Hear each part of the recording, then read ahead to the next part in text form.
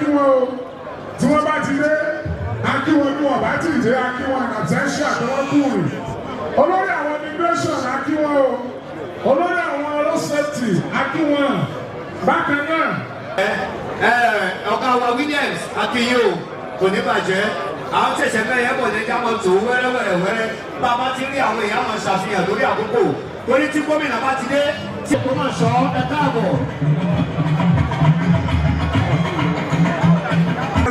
Union ẹgbẹ́ ìtẹ̀síwájú Ìbàdàn ẹnjìnà Yínká Àlí akínyó ẹjẹ́ gbádùn àwọn cultural troupe wa díẹ̀.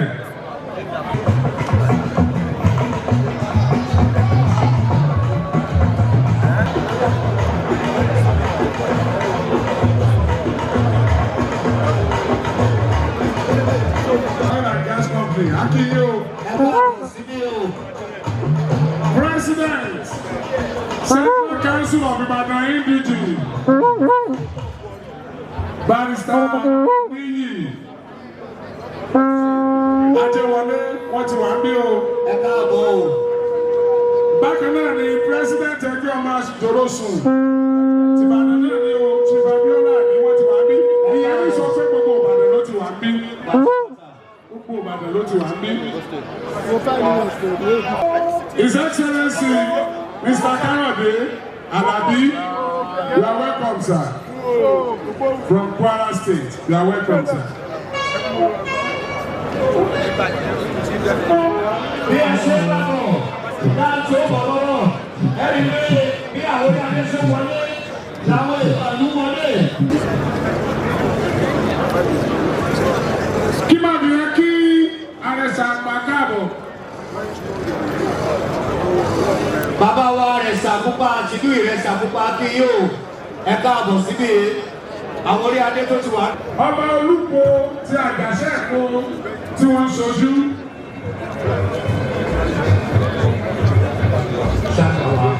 Wọ́n sọ pé ẹ máa wá rere Jerúsálẹ́mù ẹni tó bá ṣe bẹ́ẹ̀ tó bá wà yóò ṣe rere.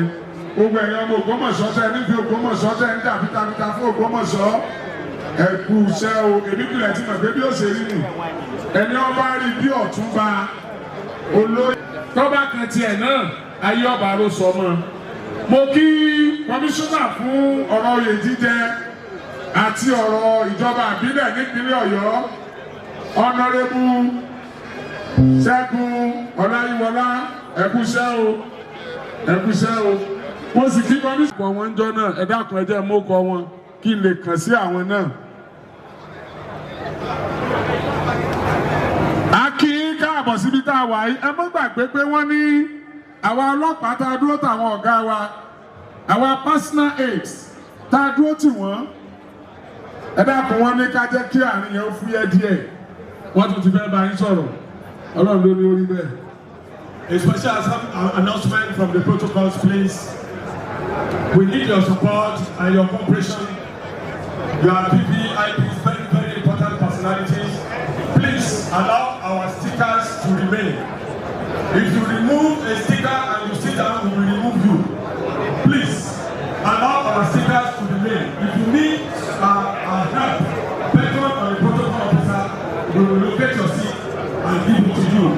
Please don't remove a sticker. If you remove a sticker, we will not have no option than to remove you. Thank you very much. Thank you. Ẹ̀ka náà sọ ní pé àwọn ìjókòó kọ̀ọ̀kan ti táwọn tí àwọn fi sílẹ̀ fún tí àmìlẹ̀ ti wà níbẹ̀ ní síkà ẹ̀ tí orúkọ àwọn èèyàn ti wà níbẹ̀ pé fún ẹ láti jókòó síbẹ̀ kó wá tó gbọ́ lọ síkà ẹ̀ kó pé àwọn ti àwọn tó wà níbẹ̀ bó o ṣe yóò làwọn ló ṣe gbé ọdún tó kó bẹ́ẹ̀ èyí tó bá bára rẹ̀. Kábíyèsí Olúmọ àti orílẹ̀ èdè ẹ̀ka àgọ̀sà. Ọba Francis Olúṣọlá Àlàó Odúgbò orílẹ̀-èdè ẹ̀ka àbọ̀ síbí o. Wọ́n kàn sí àwọn rédíò yẹn lọ́wọ́. Wọ́n kàn sí wọn lọ́wọ́. Bákan náà Dry TV News Akin ẹ̀ka àbọ̀ síbí. Àgídìgbò 88.7 Fresh FM. Lágẹ̀lú Splash FM. Èwo ló tún kú ẹ̀dá kan LT. Bàbá ti ń jẹ àbọ̀là tán pẹ̀lú gbèkìrì àti ewédú. Torí bàbá ti ń jẹ kà l'Ógbómọ̀ṣọ́, a gbọ́dọ̀ mú kọ́ yẹn gan ni. A tó kò bí. Gbogbo ẹ̀ ló sì ti wà ńlẹ̀. Gbogbo ẹ̀ ló ti wà ńlẹ̀. Bá a ṣe kàṣíwájú ààrẹ Mùsùlùmí kó Ògbómọ̀ṣọ́ kí bàbá. I was born by the sun, never cessed, never rises. I was born when the heat is like a second speed.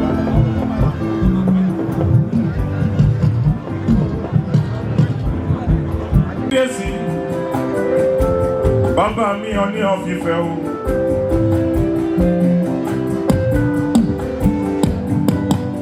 Mo ti kọrin lọ́jọ́ sí pé tálẹ́ǹtì orin Èdùmàrè ló fún mi láti. Kábíyèsí ti jọba tuntun lásìkò tiẹ̀ Ògbómọ̀ṣọ́ máa tẹ̀síwájú. Tálẹ́ǹtì orin Èdùmàrè ló fún mi látòkè wá. Olúwa mà ṣe o, tó kà mí mọ́ àwọn. Olúwa ṣe o. Oya mo ní ẹ̀bùn orin, ẹ̀bùn tó níye lórí òkè. Ẹ̀bùn orin, ẹ̀bùn tó níye lórí.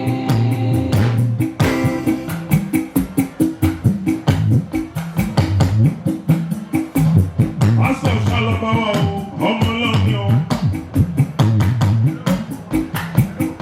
Ọmọwé lọ́báwá o. Eku akébi eku ẹyẹ akébi ẹyẹ. Ọmọ ènìyàn fọ̀ bí ọmọ ènìyàn. Lágbára Ọlọ́run l'Ògbómọ̀ṣọ́. Ọba Ghandi Afolabi ọmọ Olaoye.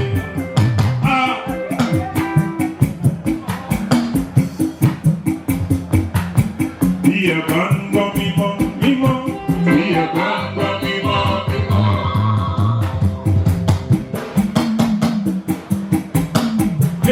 Bí ẹ bá ń gbọ́ ògo ògo, bí ẹ bá ń gbọ́ ògo ògo, ẹ má yà sọ̀tún, ẹ má yà sósì, ẹ má yà sọ̀tún, ẹ má yà sósì.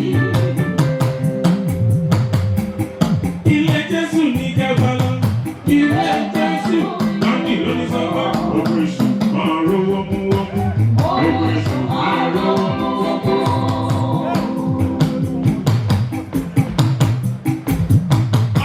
Ogun ọ̀tá mi kò gbọ́dọ̀ fọ́n. Ogun ọ̀tá mi kò gbọ́dọ̀ fọ́n. Kò gbọ́dọ̀ fọ́n torí mo ní bàbá. Ọ̀sùn síwájú óyá o.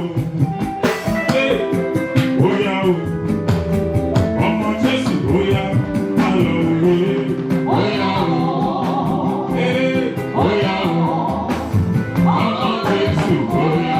Àlọ́ òwe.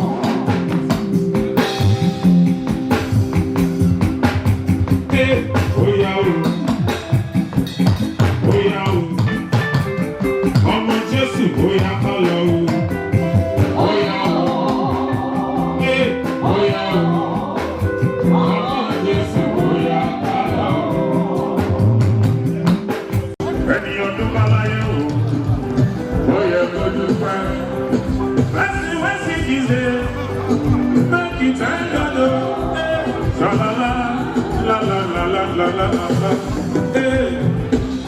Oya ẹjẹ lájọ jó, ẹ̀yin ẹlẹgbẹ́ mi o. Gọ́mìnà Makinde wọ́n ní kí gbogbo ìlú pátápátá. Ẹ̀yin ẹlẹgbẹ́, wọ́n ní a kú oríire gbogbo Ògbómọ̀ṣọ́.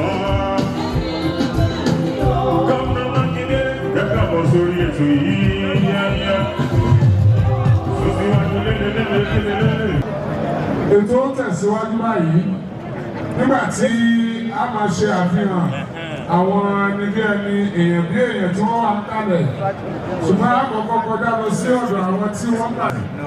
Once again, Your Excellencies and distinguished and eminent personalities, our royal fathers, on behalf of the Executive Governor of your state, His Excellency Governor Seyi and the good people of Ogbomoso land, home and abroad, I welcome you all once again to the coronation and presentation of staff of office to the 21st throne of Ogbomoso, His Imperial Majesty Oba Ghandi Afolabi Olaoye. Ẹ dákun lẹ́ẹ̀kan sí ẹ ṣe kábíyèsí o. Kábíyèsí o.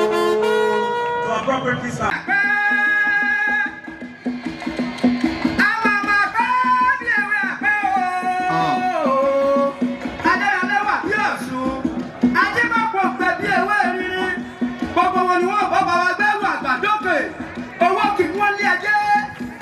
Ìwọ́n ní olókun òjòṣù ẹ̀rù yẹn wọ́n bá bàbá alága ọmọ pọ̀pọ̀ ẹyẹ ọba Olaoye eku akébí eku ẹyẹ akébí ẹyẹ ọmọ ènìyàn akọ òkè ọmọ ènìyàn àṣẹ òrìṣà lẹ́nu bí o àṣẹ òrìṣà lẹ́nu mi èyí mo bá wí irú mọ́ lẹ́gà àgbàdàdà o àṣẹ òrìṣà.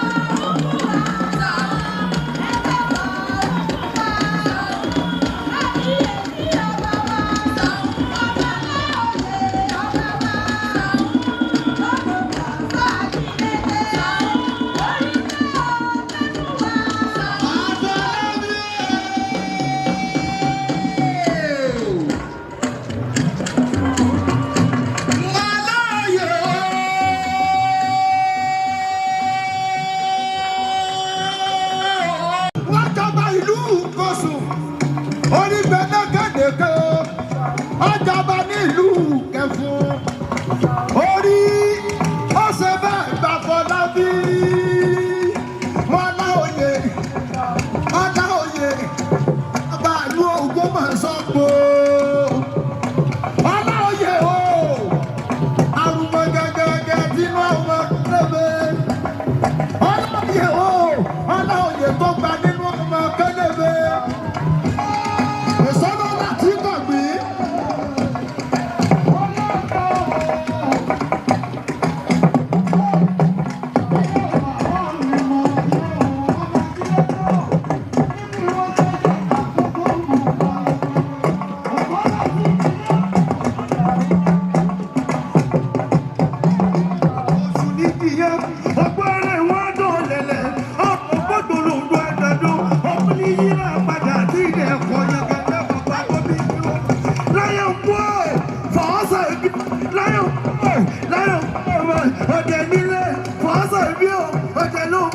Ìbàrú bàbá tó bí lọ́wọ́.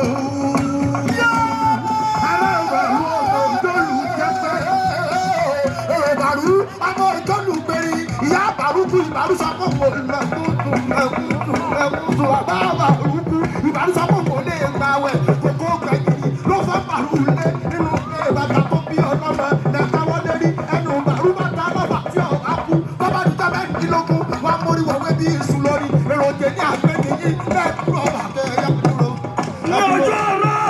Ojú ọ̀rọ̀ ojú ọ̀rọ̀ ni ò jẹ́ lékè òun mi lé bàbá tó bí ọlọ́mọ má gbọ́ gbogbo ládéládé tí ń bẹ̀ kálẹ̀ gbogbo yín pátápátá. ẹ ṣe kábíyèsí fún gbogbo orí adé pátápátá.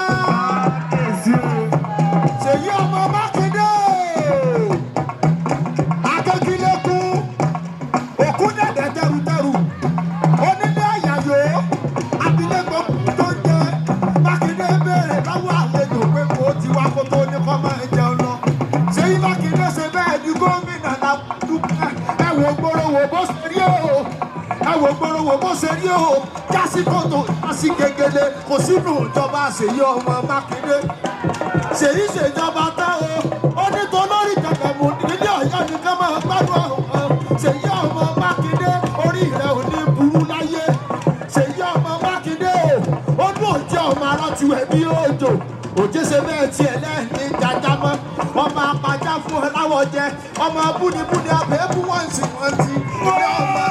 olóòjẹ́ o pẹ̀tí ajá ọmọ apájá fún aláwọ̀ jẹ tòun pẹ̀tù tó lóòjẹ́ ọmọ arátiwẹ̀ bí òjò ọmọ sàkúmọ̀ sàṣà wọ́n kì bàbá tó bí ìyẹn lọ́mọ òjò ọmọ búnibúni bẹ́ẹ̀bú wọ́n ti ọmọ ríniríni bẹ̀ríbú ẹ̀kẹ́ ọmọ tóní bìtọ́mọ ẹ̀mẹ́ ọjọ́ ọmọ ìdí ìpẹ̀tọ́ ọmọ arátiwẹ̀ bí òjò pẹ̀tí ajá ọmọ apájá fún aláwọ̀ jẹ máa gbẹ́sẹ̀ yìí.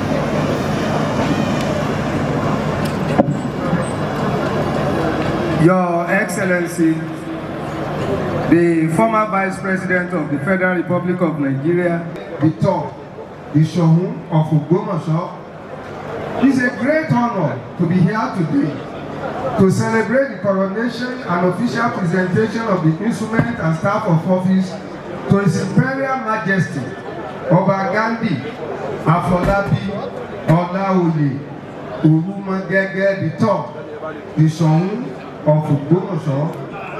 We rejoice with the sons and daughters of Ogbomoso, home and abroad, on this occasion.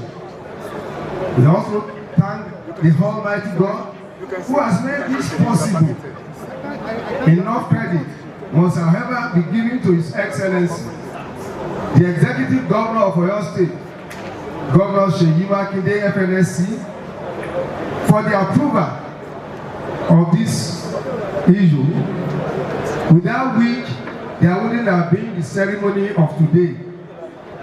Being an Oba is divine, but comes with huge responsibilities. I implore your Imperial Majesty to ensure maximum cooperation and harmonious relationship with the government of Oyo State not only to attract developmental projects to the city of Ogbomoso, but to ensure safety of lives and property of all and sundry in your domain, Your Imperial Majesty. When the righteous reign, the people rejoice. We pray that things of joy and rejoicing will be unending in Ogbomoso, in Oyo State, and in Nigeria, as instruments and staff of office are handed over to you today. Therefore, the government of Oyo State, the good people of Oyo State, the sons and daughters of Ogbomoso, and even your friends home and abroad, wish your Imperial Majesty a long, peaceful, and successful reign. Kádé pẹ́ lórí, kí bàtà pẹ́ lẹ́sẹ̀, ìgbà yín á tù wá lára. Kábíyèsí o. Thank you all, and God bless you. A round of applause for the Honorable Commissioner for Local Government and Chieftaincy Matters, Honorable Seyi Olaoye. Your Excellency, we already have here with us the #1 citizen of Osun State, His Excellency Senator Ademola Jackson Nuruddin Adeleke Imole. A round of applause for the Governor of Osun State, please. Gomina Ipinle Osun Ademola Jackson Nuruddin, àwọn náà ti wà níbí pẹ̀lú wa. Wọ́n ní ẹjẹ́ àfàtẹ́wọ́ kí wọ́n káàbọ̀. We have some royal fathers also joining us here. Lára àwọn ọba aláyé tí wọ́n wá síbí lénìí láti wá yẹ wá sí nípínlẹ̀ Ọ̀yọ́ lápapọ̀ àti nílẹ̀ Ògbómọ̀ṣọ́ ní pàtàkì láti ní kábíyèsí tí ní gbogbo ẹ̀dẹ́ bàbá wa His Royal Majesty Ọba Dr. Muniruddin Adéṣọlá Lawal Lámínísà Kíní ẹ bá ṣe kábíyèsí o láti ìpínlẹ̀ Kwara ẹ̀mí àti gbogbo Ìlọrin tó sì jẹ́ alága fún Kwara State Council of Chiefs and Obas. Àwọn náà fi odidi kábíyèsí Olúwo ti Àjàṣẹ́ kó wọ́n fi wọ́n ránṣẹ́ Ọba Barrister Ismail Yahaya Muhammed Atọ́lóyè Alébíoṣù ẹ bá ṣe kábíyèsí o. Yorùbá olóògbé bí o. Kọmíṣánná fún àwọn ọlọ́pàá nípínlẹ̀ Ọ̀yọ́ ẹni tó wá sojú wọn náà ti wà níbí.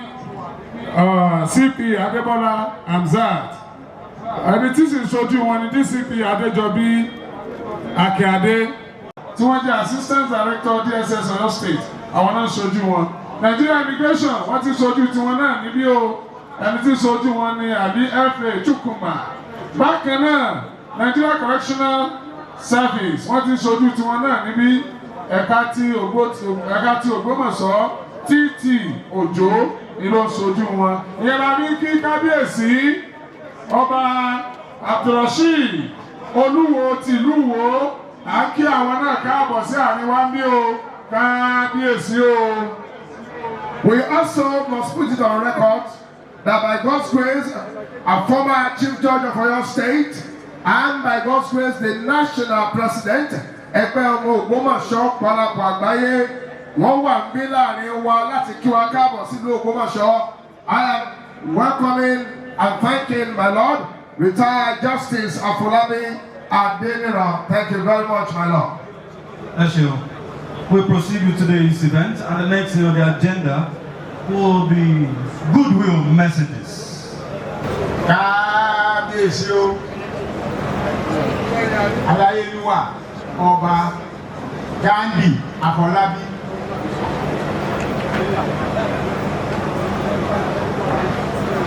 Ọmọ Ọládùnní Olaoye Orumogege the third. Bí n bá fi orí protocol tí máa ń sókọ́ tí mo fi gbálẹ̀ ẹ má bínú o nítorí wípé ẹni tí àwa bá ṣẹ̀yẹ lónìí gan-an òun náà ni mo kọ́ dákọ̀. Kì í ṣe pé mo ṣaláì mọ̀ nípa pé gẹ́gẹ́ bí ètò ìjọba àwọn kan lẹ́yìn kí n kọ́kọ́ dákọ̀. Àmọ́ àwọn tí ó yẹ kí n dákọ̀ náà ní ọ̀nà mi ń ṣẹ́ wípé kí n wá fi orúkọ àwọn kí ọba wa.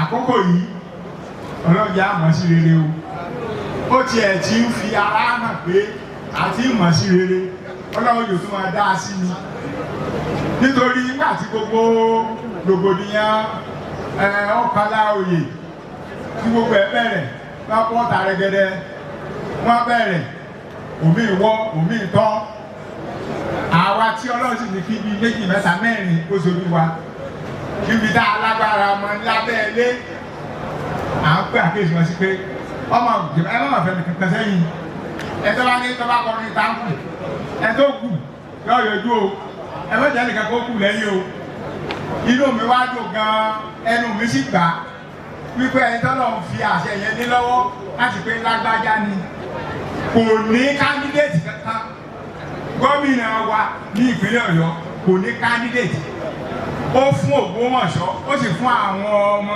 Láòyè ní gbogbo déèyàn pè ní ààyè láti lè yan tí ó wù wọ́n kò ló ẹnì kankan kò ló èmi náà kò ṣe súnmọ́ tó yìí láti rí i pé tóun fẹ́ nì kára ẹni wá sọ bẹ́ẹ̀ yìí ọlọ́pàá torí ẹ̀yin àgbàlagbà àtàṣà àtòwé yọ̀mọ̀ ọjọ́ tí wọ́n ní aṣọ tó kẹ́gùn ṣéégún náà ni à ń pè ní yẹ̀pẹ́ àwa náà súnmọ́ wọn ò ti fìgbà kankan pé ẹnìkankan nù wá àtìgbà tí fọ́nmá àtọ́nijẹ́ra bẹ ní tí ń bẹ ní ìjọba ẹni ìgbẹ́jọ́ Ògbómọ̀ṣọ́ àti ẹni ó tó súnmọ́ wọn bí ìjẹra púpọ̀ ọlá ni o àtẹ̀wé tí mò ń sọ̀rọ̀ yìí ni kò sáyì kankan tí a sọ pé dọ́gbọ́n sí ìwé ìkẹ́ni láyàbáyà mọ̀ ń fẹ́ rárá èyí tí wọ́n ti wí ẹlòmí ọmọ tí ó fi rò pé ó ń pẹ́lẹ̀ pé báyà nìkan ló ń fà wọ́n sẹ́ni kankan nu wa tó lágbára láti sọ fún gómìnà wa pé mọ̀ yèyí ni ó ṣe ní ọmọ ṣe o ẹ tó bá sọ bẹ́ẹ̀ ọwọ́ tí wọ́n fi sọ àyà egbò ní fi sọ o torí ìtọ́lọ́run bá sọ fún un lọ́kàn tó bá fi sí lọ́kàn ní í ṣe pé mo súnmọ́ ẹni tí wọ́n wù tó ṣe nìyí rárá lóòótọ́ ni ọba wa ní èèyàn ó ní èèyàn gidi o ẹgbẹ́ o ẹ má wo bàbá yìí ní okó nìkan Ọlọ́run ti sọ ayé pọ̀ mọ́ ní okó tó dé yìí o èmi gan gbà pé Ọlọ́run ló ní yọ ìjọba o torí èèyàn ò létí mẹ́rún Amẹ́ríkánà ó ti báyìí bí kò fẹ́ ṣe ọrùn báyìí Ọlọ́run ló ní orí bẹ́ẹ̀ o Ọlọ́run tó wá ní orí bẹ́ẹ̀ náà Ọlọ́run ní ọ̀dẹ́ ọmọ àkọ́jọ́ ọmọ ṣe o ó ní mọ̀ ó ní ọgbọ́n ó ní òye ó wá ní àwọn alájọṣe tí wọ́n pọ̀ tí wọ́n sì lágbára ibi tí former vice president tí wọ́n jẹ́rìí sí coronation ẹ̀yin náà mọ̀ pé nǹkan fi bẹ́ẹ̀ kó tó di pé vice president ọmọ wa ṣe coronation jẹ́wọ́ ní nǹkan fi tẹ́ ṣe coronation tó ṣe é ṣe àgbẹ̀lọ́dọ̀ Ọlọ́run àwọn Ọlọ́run ló yàn èyí tó tó bá fi dáhùn lójú kí tó mọ fún ọ nímọ̀ràn tẹ́jú kan pé gbogbo ẹni bá ní àfòyí ọlọ́pàá Ọlọ́run ni o kò sẹ́ni kankan tó gbé ẹgbẹ́ ju Ọlọ́run ọba lọ nítorí pé níbo tí ẹ nígbà tí sàmọ́nì fẹ́ lọ́tẹ́rín Ọlọ́run náà ló ṣe gbogbo ẹ tó fi tó padà nítorí náà ẹ má jẹ́ kí ẹnì kankan sọ pé nítorí báwa la ṣe níta bá gbọ́n ni mo gbọ́ rárá ó tiẹ̀ ti ṣìkú àwọn ọ̀wá kan tó fi jẹ́ pé gbogbo àwọn tí ẹ̀rọ fún bàtà ní òòlù tí ń bí wọn nú ó ti rí pé kò rí bẹ́ẹ̀ wọ́n kàn sọ bẹ́ẹ̀ ni. òótọ́ ni ọba wákàtí ló ti jẹ́ pásọ̀ tẹ́lẹ̀ ṣùgbọ́n ní òun ti fi jẹ́ pásọ̀ ẹlẹ́sìn kan kò sí lọ́kàn pẹ̀lú wọn kò rí bẹ́ẹ̀ o gbogbo wa ló fún láyè láti máa súnmọ́ àti ẹlẹ́sìn kìrìsìtẹ́nì tó ń jẹ́ àti ẹlẹ́sìn mùsùlùmí tí èmi tó ń sọ̀rọ̀ yìí jẹ́ àti àwọn bàbá àwọn ìṣẹ̀dálẹ̀ bàbá wa tí wọ́n jẹ́ ìṣẹ̀ṣẹ̀ gbogbo wa ló fún láyè láti lè dá sí ọ̀rọ̀ bílù ṣe lọ torí náà nígbà tó ti wá ń ṣèyún àwọn tí wọ́n rò pé ẹgbẹ́ kan ní ọmọ ṣe kò rí bẹ́ẹ̀ òun náà ti rí pé àwọn èèyàn ara tí wọ́n ti ń dára yá sóhun kò sí wàhálà kankan láàrin wa kò sọ̀rọ̀ ẹ̀sìn wàhálà kankan èyí tó ń sọ̀rọ̀ yìí kí ni mo fẹ́ sọ tí wọ́n sọ̀rọ̀ ẹ̀sìn ṣé Afolabi ṣé ìyáálé rẹ̀ ní òlè lọ́dún tó dára ni àbí ìyàwó tó jẹ́ àpọ́sù torí náà kò sí mẹ́yàmẹ́yà kankan ẹlẹ́sìn kankan ẹ má sì yẹ owó pè wọ́n ẹ wọ́n wá sí pé wọ́n kò sí wàhálà kankan o Ọlọ́run sì dárí wàhálà kankan nítorí náà àwọn tí wọ́n dúró ti ọba nígbà tí èsì ìjọba àmọ̀ wọn lóòótọ́ ni ṣùgbọ́n wọ́n ránṣẹ́ Ọlọ́run lọ́wọ́ ní ilé àbá àwọn mùsùlùmí ṣe máa wí sábà bí ni wọ́n jẹ́ àwọn kan ni wọ́n ṣe o wọ́n jẹ́ kẹ́lì kankan kó igbó sí yín lápò lágbájá ò ṣe tiẹ̀ gbogbo ẹ tí ò ṣe tiẹ̀ wọ́n ti ṣe tiẹ̀ báyìí torí náà Ọlọ́run ní jẹ́ ọ̀dà àrùkù nípàdé o àtọgbọ́n àtòye àtìmọ̀ àti dúkìá kúni téèyàn fi ṣe gbogbo ẹ̀ sí dídá Ọlọ́run ní fìkan mọ́ ọ wò káàbíyèsí o ìjọba Ọ̀yọ́ ṣèṣì ní ká dúpẹ́ ká bí adúgbò Ọ̀yọ́ ṣèṣì bọ̀tún ní ká bí ní pé ẹ máa ṣe o ẹ ṣàṣeyọrí o ẹ ṣàṣeyọrí o àwọn bàbá rẹ ò ṣe tí wọn náà ò ní ṣe tí ó ṣe láti yanjú ó sì pẹ́ lóye ẹ̀mí ogun pẹ̀lú àlàáfíà àti inú dídùn kábíyèsí o kábíyèsí o. Excellency, the Governor of Oyo State and the Governor of Osun State, who is present here, Deputy Governors present here, our royal fathers, I greet you, one and all, particularly our Seun of Ogbomoso, Oba Ghandi Afolabi Olaoye, Orumogege the 3rd, the 21st Seun of Ogbomoso. Good afternoon. My name is Ipinle, a proud son of Ogbomoso land, and I stand before you on behalf of the Secretary to the Government of the Federation, Senator Dr.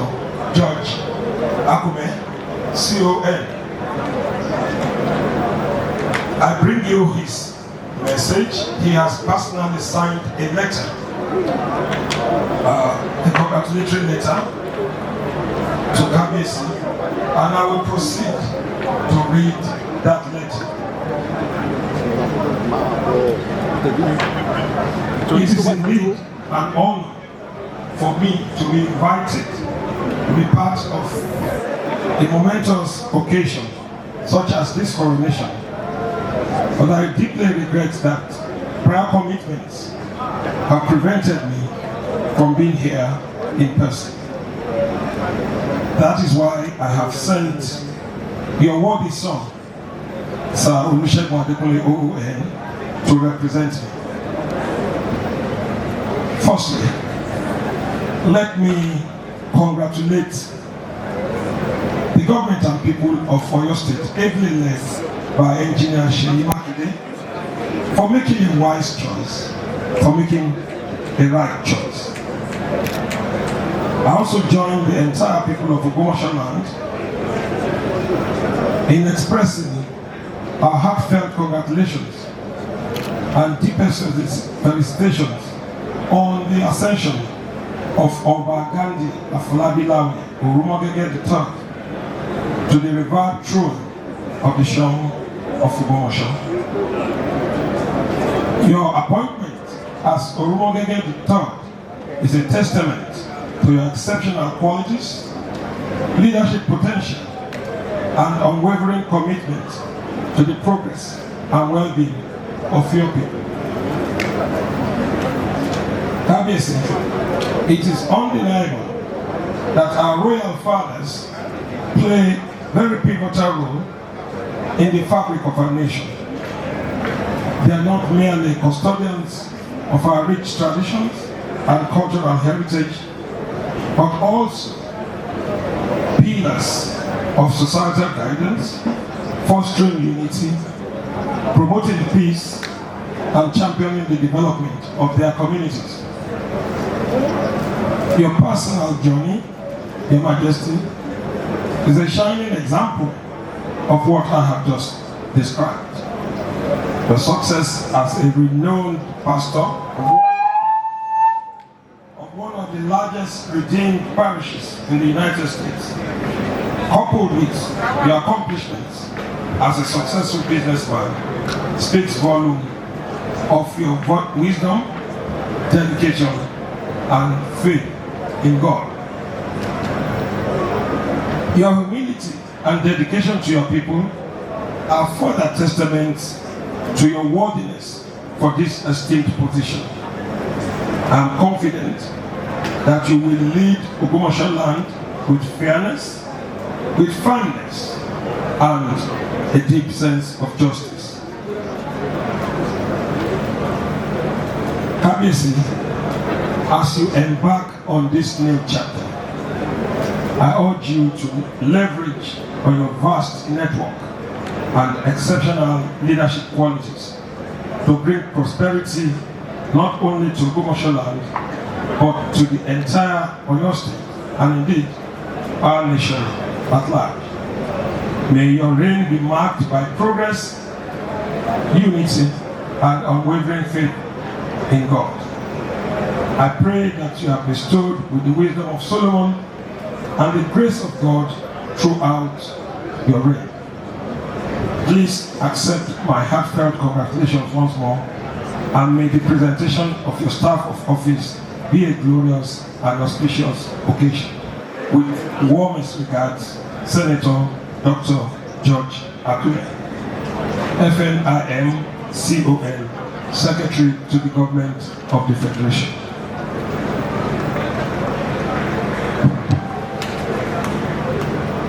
Your Excellency, that was the letter from the Secretary to the Government of the Federation. Once again, Kabiyesi and your amiable Olori, I convey the congratulatory message of the Secretary to the Government of the Federation, and we all wish you well. Ogbomoso shall become more prosperous, more peaceful. We shall enjoy peaceful coexistence. We shall enjoy security. We shall enjoy progress, and we shall enjoy growth in our economy. Thank you very much, Your Excellency and Kabiyesi. Thank you very much. Your Excellency, we take the next goodwill message, which will come all the way from Kwara State. Representing the Executive Governor of Kwara State, His Excellency Governor Abdulrahman Abdulrazak, is his deputy, His Excellency Kayode Alabi. You're welcome, Your Excellency. A round of applause for him as he comes forward.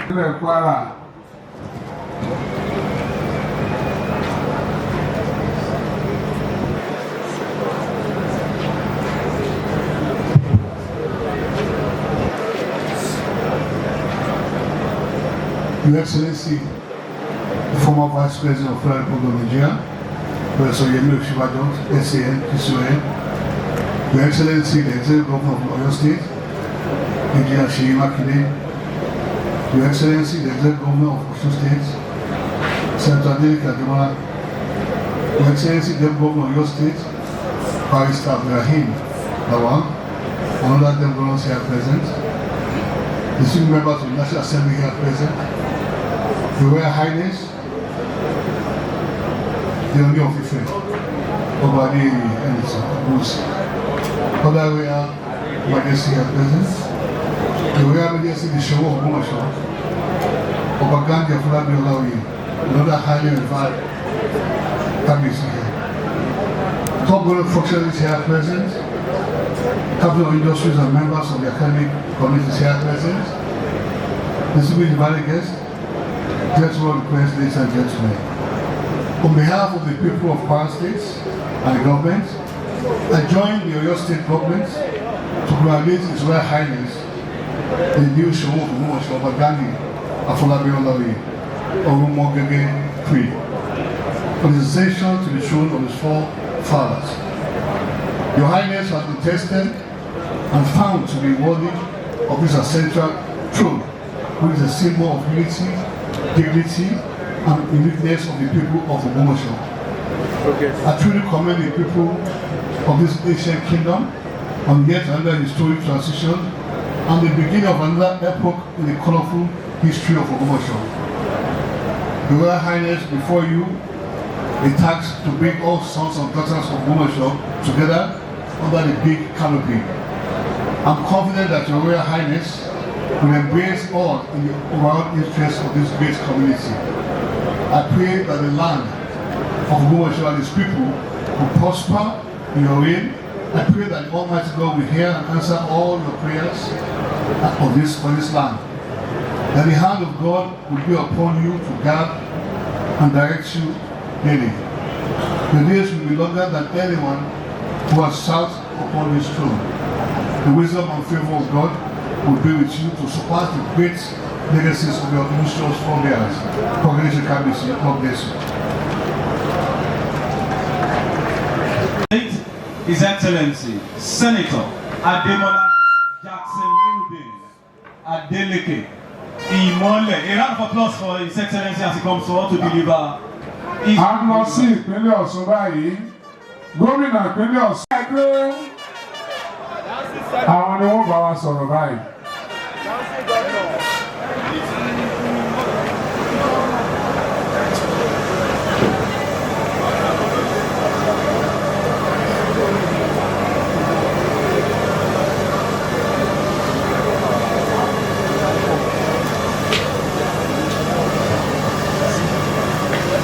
Ogbomoso, ṣẹ́ni yìí dùn lẹ́ni. Ogbomoso.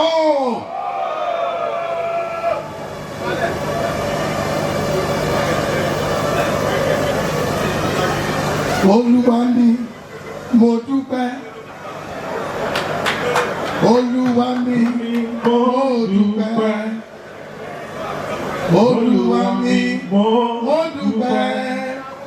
Mo dúpẹ́, mo dúpẹ́, mo dúpẹ́. Sing along with me. Olúwa mi, mo dúpẹ́. Olúwa mi, mo dúpẹ́. Olúwa mi, mo dúpẹ́. Mo dúpẹ́, mo dúpẹ́, mo dúpẹ́. Listen, èmi nìkan ló yẹ. Kò lè yé ẹnìkan kan. Ìdí tí mo fi yìn bàbá, èmi nìkan ló yẹ. Èmi nìkan ló yẹ. Kò lè yé ẹnìkan kan. Ìdí tí mo fi yìn bàbá, èmi nìkan ló yẹ. The last one, ìwọ lọ́lọ́run mi. Ìwọ lẹ̀lẹ́dà mi, ọba ọba, Olúwa Olúwa, ọba títí láé, kò lè yí padà, èmi ọmọ ìyọ̀, títí ayé mi. Mo ní ìwọ lọ́lọ́run mi, ìwọ lẹ̀lẹ́dà mi, ọba ọba, Olúwa Olúwa, ọba títí láé, kò lè yí padà, èmi ọmọ ìyọ̀. Èló ni mo sọ, bàbá ògo, èló ni Jésù mi gbà. Èló ni mo sọ, bàbá ògo, orí rẹ̀ lórí mi. I have a God who never fails. I have a God who never fails. I have a God who never fails.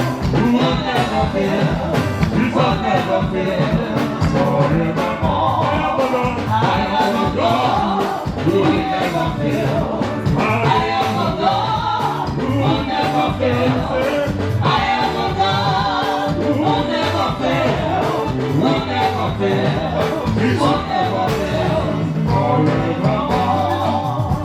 On the mountain, in the valley, on the land. On the mountain, in the valley, on the land, and in the sea. The Lord is my portion in the land of the living. The Lord is good forevermore. The Lord is my portion in the land of the living. The Lord is good forevermore.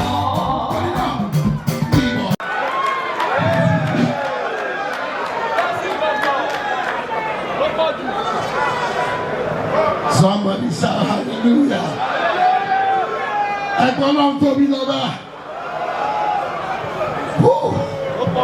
It's beautiful to praise God all the time. The former Vice President of the Federal Republic of Nigeria, my good ego, Professor Yemi Oshiba, it's good to see you again.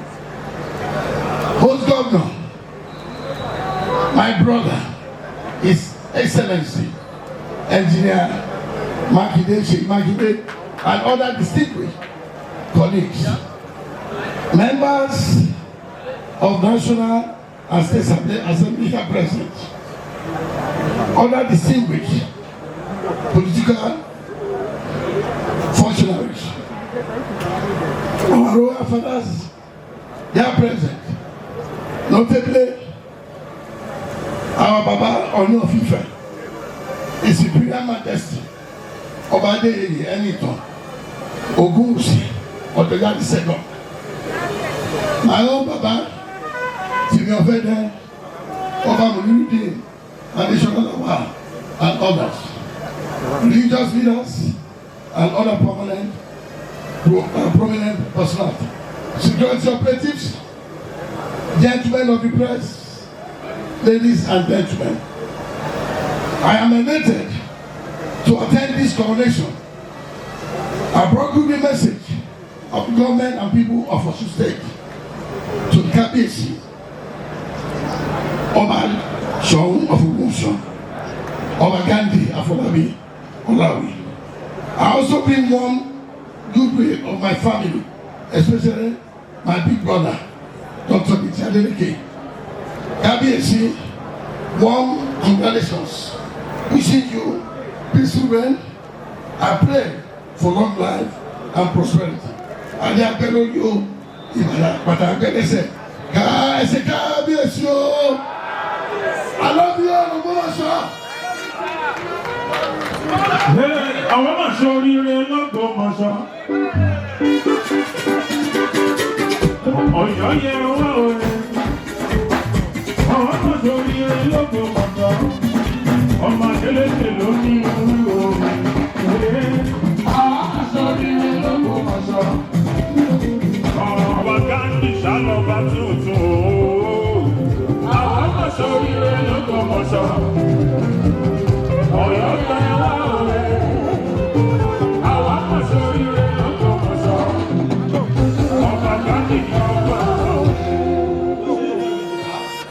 Your Excellencies, distinguished and eminent personalities, our royal fathers, will take the 5th goodwill message.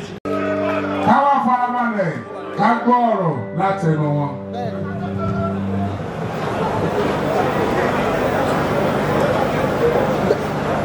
Ìjẹ́ fẹ́ kí bí gómìnà Ọ̀ṣun ti kí yẹn gan-an ní pẹ́pẹ́ bẹ̀rẹ̀. Ṣùgbọ́n mi ò lè jó bí gómìnà Ọ̀ṣun. Ọpẹ́ ló yẹ ọ́, bàbá olóore, ìyìn ló yẹ ọ́, Ọlọ́run ọba, òṣà yẹ ọ́, òṣè bàbá. Amen. Mo kí gómìnà wa, His Excellency Seyi Makinde, àti gómìnà Ọ̀ṣun, His Excellency Adébọ́lá Adélékè, àti gómìnà wa náà, gómìnà Ọládayọ̀ Ìfọ̀ọ́lá, igbákejì gómìnà Tọ̀yọ́ kí àti igbákejì gómìnà Kwara náà bẹ́ẹ̀. Mo lè kí gbogbo àwọn orí adé àti ọrùn lẹ̀kẹ̀ tó wà ní lẹ́yìn.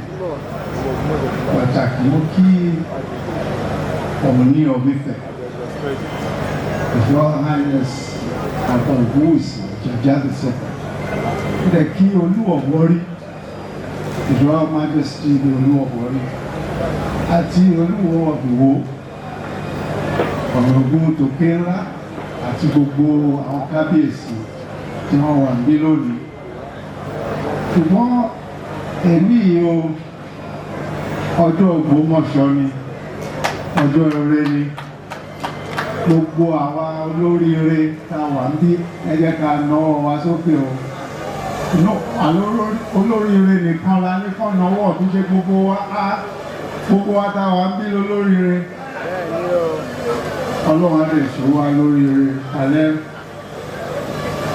mo fẹ́ kọ́kọ́ dúpẹ́ lọ́wọ́ Olúwa Olódùmarè pé èmi gan pé mo rí èní ìjọ tí a máa fi ọba jẹ gbogbo adaró ni o a máa ríru ayọ̀ báyìí lójoojúmọ́ náà ni àmì o ó kí gómìnà wa gan torí kò sọ́ba tó jẹ kí gómìnà ọba gbà o mo kí gómìnà wa púpọ̀ pé wọ́n ṣe bí àwọn ẹ̀dá wa ṣe wí wọn ní candidate ṣùgbọ́n nígbà tó Ògbómọ̀ṣọ́ tẹ̀ yan candidate wọn gbárùkù tì mo kí gómìnà ṣe Ọlọ́run á máa kẹ́yìn Ọlọ́run á máa wọ̀nyí ẹ̀yin náà dẹ̀ ṣe dáadáa inú gbogbo Ọ̀yọ́ á dùn. Ẹni tí a fi jẹ Ṣòun Ògbómọ̀ṣọ́ lẹ́yìn ó jẹ́ ọ̀rẹ́ mi tímọ́tímọ́ kìí ṣe ẹni tó jẹ́ pé mi ò mọ̀ dáadáa ṣùgbọ́n kankan tí mo mọ̀ ń pẹ́ tí mi lè fi dùn pé òun la yàn l'Ógbómọ̀ṣọ́ láti jẹ́ sọ ni pé èèyàn tó nífẹ̀ẹ́ èèyàn púpọ̀ ni ó nífẹ̀ẹ́ èèyàn púpọ̀ ànùbọ́tà máa rí bí l'Ógbómọ̀ṣọ́ ní ìfẹ́ yẹn torí ó nífẹ̀ẹ́ èèyàn púpọ̀ kò sẹ́ni tí ò nífẹ̀ẹ́ ó dẹ̀ máa kú fẹ́ yẹn hàn gbogbo wa náà la dẹ̀ máa rí nǹkan kan tó yẹ pé ẹ̀ẹ́dún púpọ̀ ẹni pé ó lóòótọ́ ni òun purọ́ ìgbà mi yẹn láti bẹ̀ ni pé má ti ẹ̀sùn tó ẹ̀ jù ó máa dà nǹkan rú ìwọ́n lóòótọ́ ni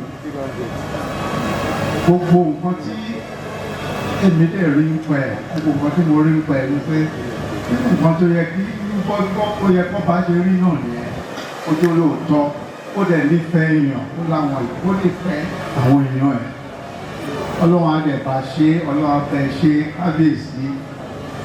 God will help you, God will support you, and God will strengthen you. Mo dẹ̀ kí ìyàwó wọn náà, ìyàwó kábíyèsí olórí wa, kí Ọlọ́run náà máa dúró tì yín, ẹ ṣe ń dúró ti kábíyèsí, Ọlọ́run á dúró tì yín. Kábíyèsí gbogbo èrò yín dáadáa fún ìlú Ògbómọ̀ṣọ́, gbogbo ẹ̀ Ọlọ́run máa jẹ́ kó ṣeé ṣe fún yín. Ẹ̀ní rí tìjú o, ẹ̀ní rí sẹ́yìn, gbogbo ìgbàlẹ̀ máa lọ síwájú, ìlọsíwájú la máa rí. Òkè lẹ́ ó máa rè, ẹ̀ní rí wàhálà o. Gbogbo ìtí Ọlọ́run máa fún yín ṣe nílùú yìí, gbogbo ẹ̀ ló máa jẹ́ àṣeyọrí. Ẹ ṣé o, God bless you. A round of applause for Professor Yemi Osinbajo. Àtẹ́wọ́ ọ̀jọ̀gbọ́n Yemi Osinbajo ẹjọ́ túbọ̀ tó rinlẹ̀ jù bá ń lọ. Kidnapping to the guest list. Thank you, Your Excellency, for information and orientation. This commissioner, the Prince of Ogbomoso, wrote the biography in December 1995 of the late Soun. You know the person I'm about to talk about. A media doyen. Honorable Commissioner for Information and Orientation in your state, Prince Dr. Oyelade.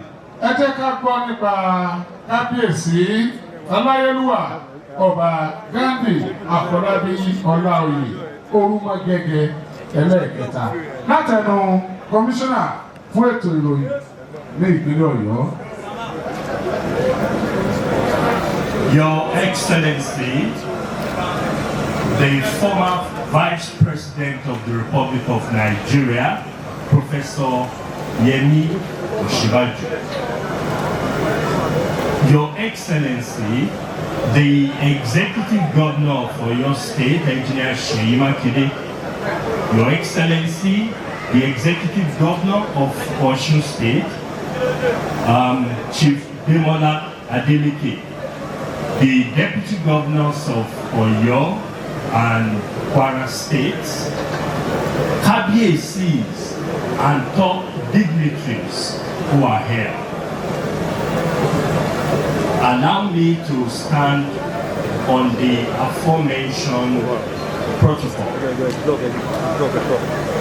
His Imperial Majesty Oba Afolabi Ghandi Olaoye Orumogege III Soun of Ogbomoso land.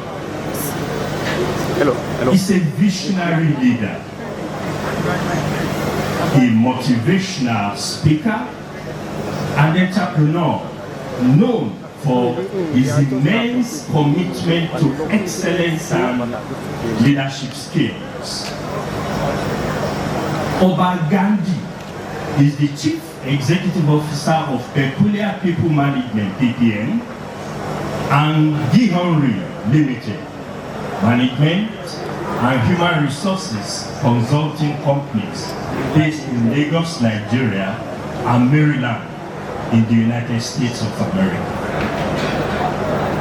His Imperial Majesty Oba Ghandi is the chairman and co-founder of Great Place to Work Institute, Nigeria, and a director of Great Place to Work Institute, United Kingdom, based in London.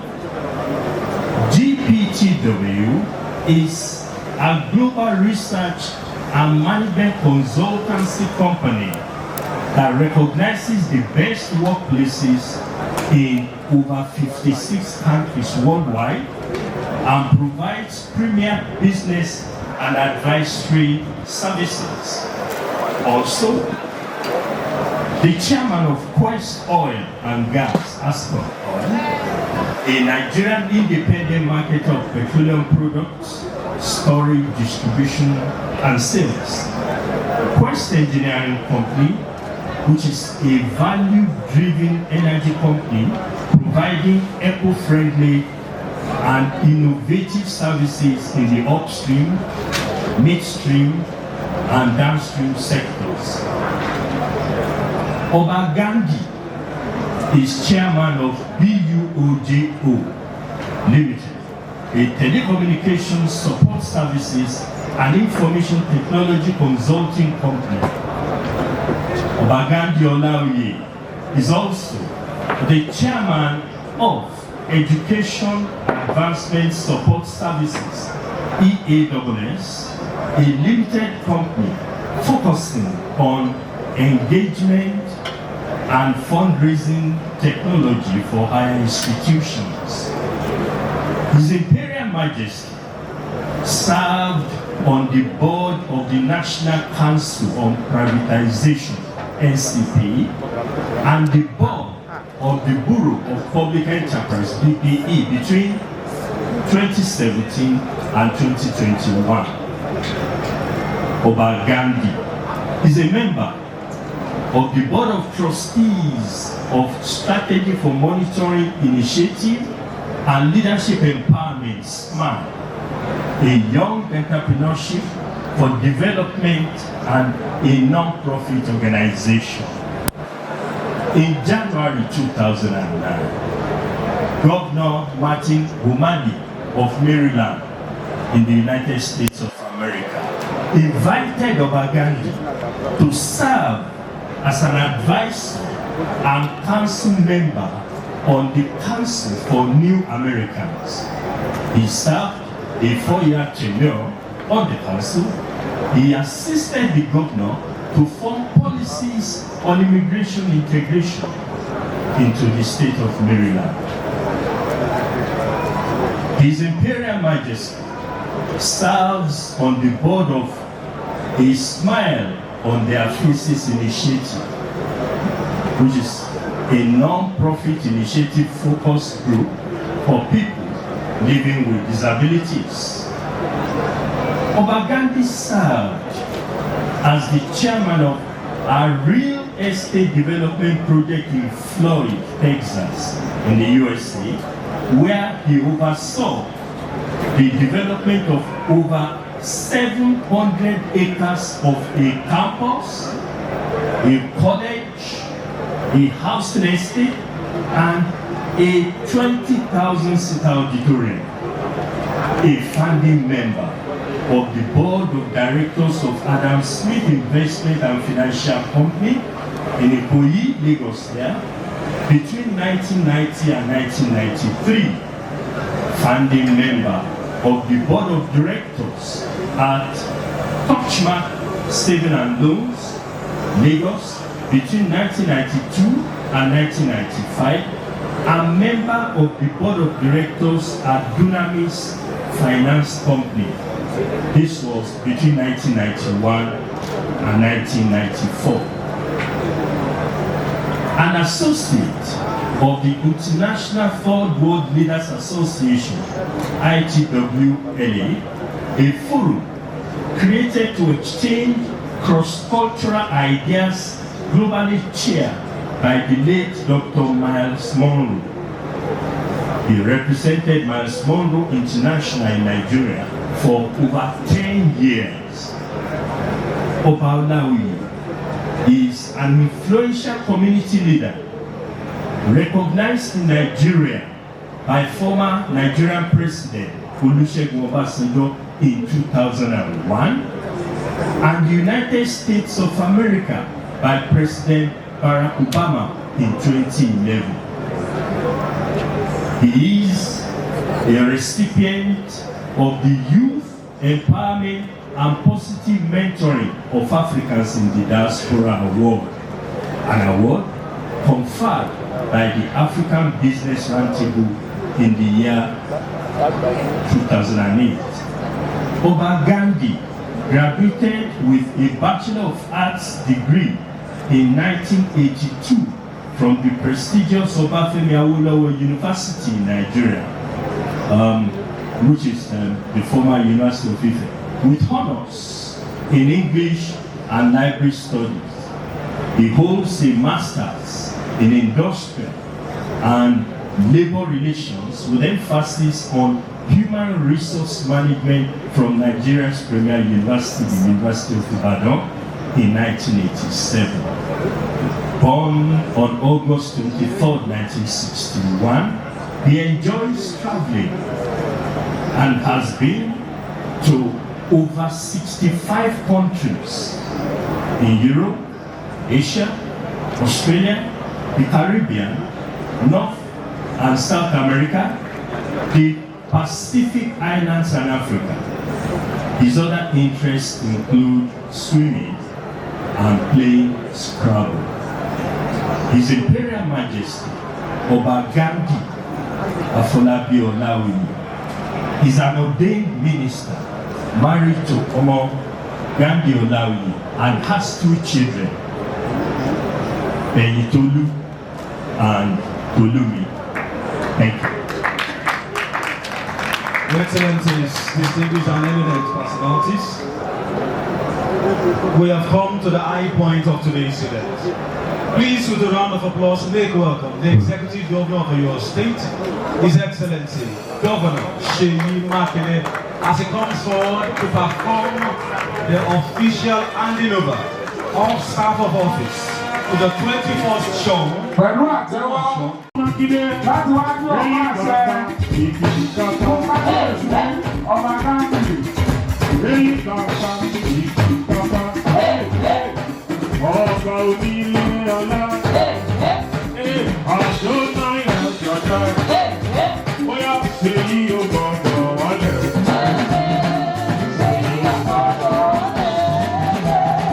Makinde ò gbọ́dọ̀ gbé.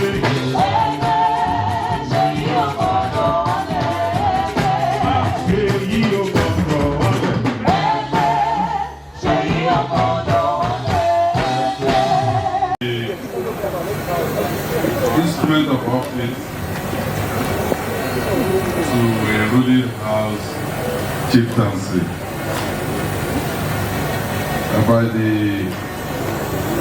powers conferred on me as the executive governor of Oyo State,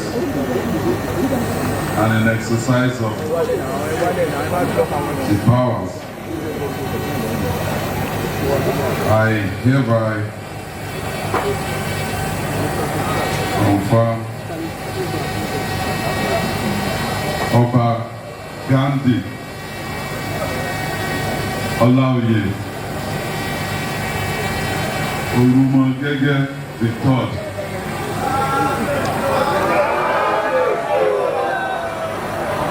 as the Soun of Ogbomoso land.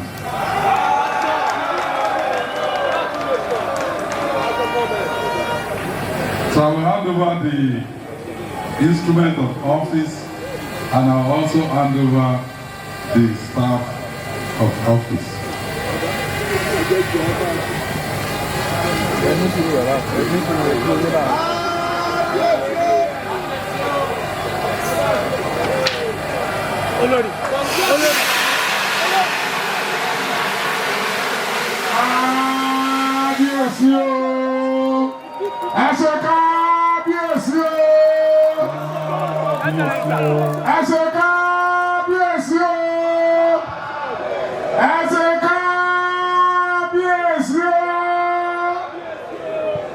Thank you, Your Excellency.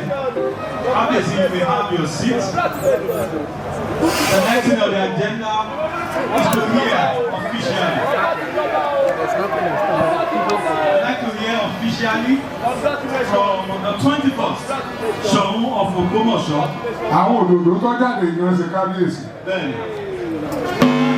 from Oba Ghandi Olaoye. Fún ìgbà àkọ́kọ́ lẹ́yìn tí kábíyèsí Ọba Ghandi Afolabi. No, you are blocking you are obstructing a lot of Ogbomoso. Good afternoon, Ogbomoso land.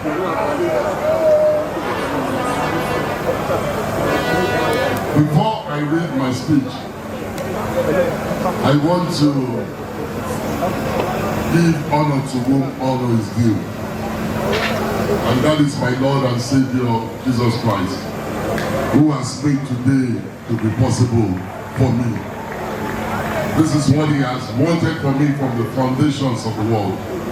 So I give God all the glory today, that which He has purposed in my life, He has made me to be alive to witness it. So I give Him all of the glory. I also want to tell you, because God uses human beings to fulfill a lot of our dreams and our aspirations, and most especially our destiny. I want to thank my governor, my boss, the governor of Oyo State, Engineer Seyi Makinde. Your Excellency, I am most grateful and most appreciative, because you are the one the Lord used to fulfill this destiny of my life. I want to also thank the former Vice President, His Excellency Professor Yemi Chibade, that in your busy schedule, you have stood by me and you still found time to come. And also to my very dear friend of many years, and who has always been supportive of the things I do, he and his family, they are different families, but I want to honor the governor of Osun State, who is here today. I always feel part of that family. I also told them maybe I should change my name to their delegates. But thank you so much for coming. I really appreciate you. So the governor, to the deputy governor of Kwara State, thank you so much. Former governor of Oyo State, and all the eminent personality, former Minister for Information, and many other people who are here today. And of course to the royalties that are here today. I really want to thank you, the Ooni of Ife, and also my very personal friend, Lowo of Ori, to somebody who was my school father when I was in high school, who is also a king, Oba Afolabi. I really honor you. Thank you for your support. And I always consult him for tutelage because he's been doing this thing for so many years. Oba Afolabi, I thank you for all you've done for me in my life. I really, really appreciate you. And to all the other royalties, the Oba of the Uluwo of Ugo, and many others. My speech is titled "My Dream and Reality for Ogbomoso Land." Because we call those things that are not as though they are. And that's why I titled it "My Dream and My Reality."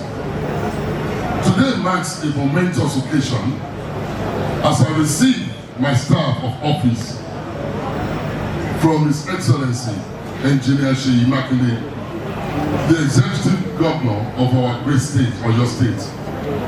I am humbled by this great responsibility of leading the people of Ogbomoso land as their king. I see my call to serve as an appointment from God, and I'm grateful to Him for having seen me worthy of this office. To Him and Him alone, that is the great Jehovah, be all of the glory and the adoration and the praise. Today, Ogbomoso land stands at the crossroad of history, and I would like to appeal to all the stakeholders in the destiny of this great land for us to work together to ensure that Ogbomoso land fulfills the great potentials that the Almighty God has imbued within us. It is well known fact that the sons and daughters of Ogbomoso land are amongst the most industrious and entrepreneurial people in this nation. No community can embark on any significant development that we want for Ogbomoso land without the government's input. We are thankful for the role that the government at the three levels, the federal, the state, and the local government, has played in developing Ogbomoso land in the past, and which they have continued to play. We are particularly grateful to the government of Engineer Seyi for his attention to the Ogbomoso land since he assumed office about 5 years ago. But there is this adage that says that charity begins at home. And I would like to address my sons and daughters of Ogbomoso land as we are the major stakeholder in this project of my dream and the reality of Ogbomoso land. Let me start with those who reside in Ogbomoso land. Let my coronation, let it be a celebration of a collective reaffirmation of our shared destiny. I intend to be a king to serve, irrespective of religion, irrespective of the gender, and irrespective of other things that might differentiate us. The strength of our kingdom lies not in the crown I wear, but in the bonds that bind us together. That is where our strength is. And the bonds of loyalty, respect, and mutual understanding. To my sons and daughters who live and work outside of Ogbomoso land, I would like to appeal to you to turn your attention to our own land, Ogbomoso land. I have personally done so. That is why I left one of the most successful ministries in the United States of America, and to the day-to-day management of a string of successful businesses that come and that I serve on to come and serve the people of Ogbomoso land. Whilst I'm not asking you to do the same in the physical sense, I am asking you to join hands with me by giving of your time, by giving of your talent, and by giving of your treasure, with us to develop Ogbomoso land. I dare to dream today to see a greater Ogbomoso land. And I would love that Ogbomoso land will be mentioned as one of the major cities of the world. That when they mention great cities in this world, Ogbomoso land will be amongst those that will be mentioned by the grace of God. Amen. My service is premised on a very, very clear vision. I am very aware of the word of one of the wisest men and the wisest kings that have ever lived. That is recorded in the holy book of the Proverbs, that says, without a vision, the people perish. Without a vision, the people run amok. So I have a vision for Ogbomoso land. I have a very clear vision for what I want this town to look like. And that's why I call it my dream and the reality of it. My vision for a prosperous and peaceful Ogbomoso land rests on the detailed 25-year plan to be unveiled in the coming months. I promise to serve this vision with all that I have. The relationships I have built over the years here in Nigeria and abroad. The experience that I've gained for running several successful businesses. The skills that I've gained also for more than 30 years in the executive and sitting on the board of different corporations. And also the 32 years that I spent pastoring people and pastoring pastors. This is what I bring to serve this great city. I always say I have stopped being a pastor of a local church. I have become a shepherd of a city and of a people.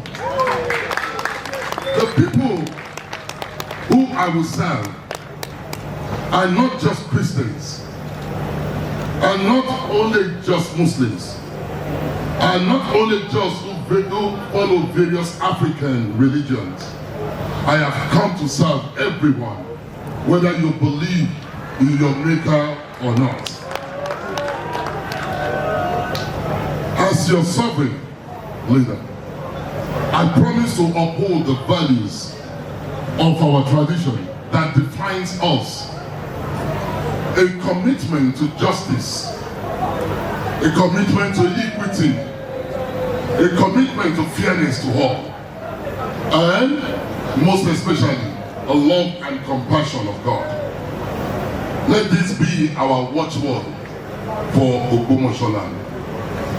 Before bringing this address to a close, I wish to pay special tribute to our immediate and past Seun of Ogbomoso, His Imperial Majesty, late Oba Dr. Jimoh Olajuni Ajagungbade III, for his unprecedented and milestone achievement during his lifetime and his reign in Ogbomoso land.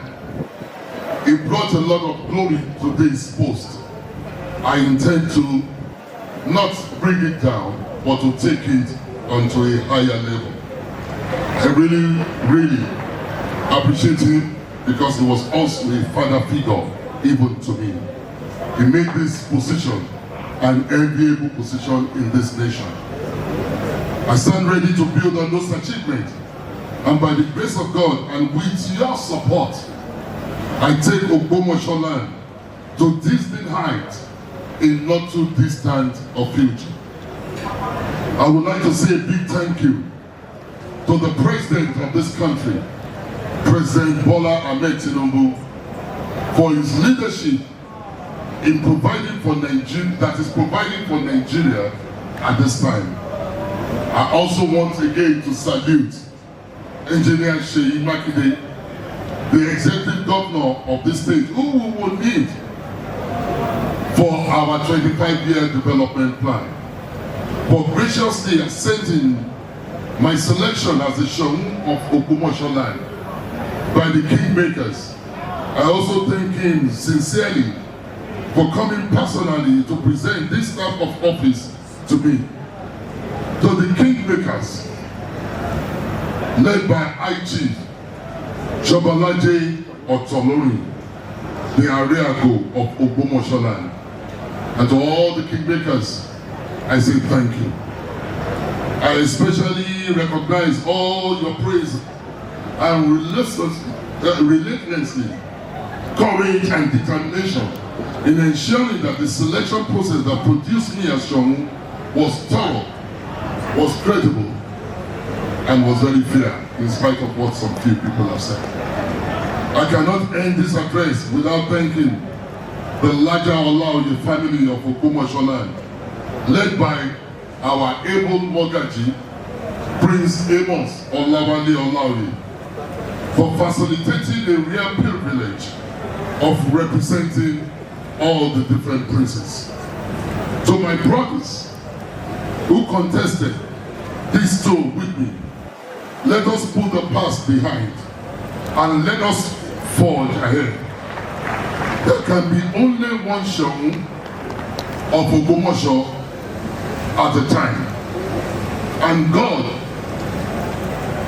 who gives it to whosoever it pleases him. And by his grace at this time, I am the chosen one. And he has given the stool of Seun to me.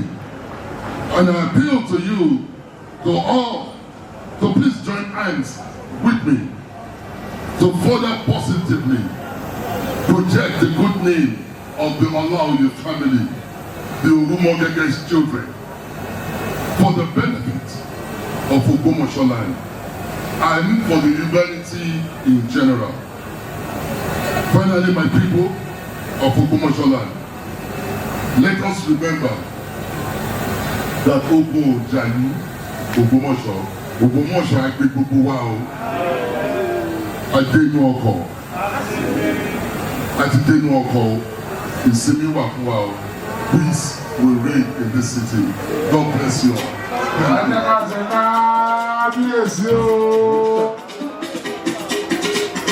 Ìgbà ọdún ọdún kan ni, ìgbà ọdún ọdún kan ni Ọba Ghandi ẹgbẹ́ fún wa. Ìgbà ọdún ọdún kan ni, ìgbà ọdún ọdún kan ni Ọba Ghandi ẹgbẹ́ fún wa.